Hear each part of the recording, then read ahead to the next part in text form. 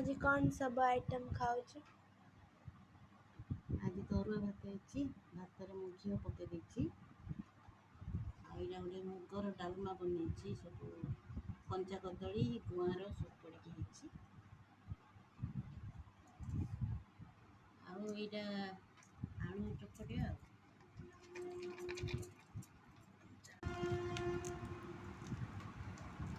आज आमर बेसी आइटम है भात डालमा खाली आज करदे तो आलू चकड़ा कर खाईदा आज चलेदा भाविली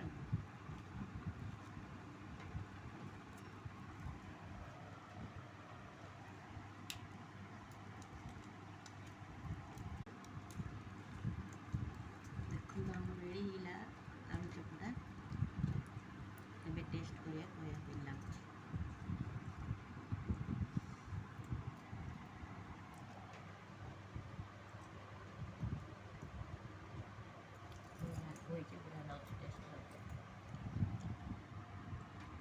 आ गोटे पाग पानी जमी था आज पाग पानी किसी ना घरे ये आलू चकटा आनी चलेदा आज ना कौन कर हाँ थर खाया स्टार्ट कर डालमा के बहला देख ना डालमार स्टक चार्टा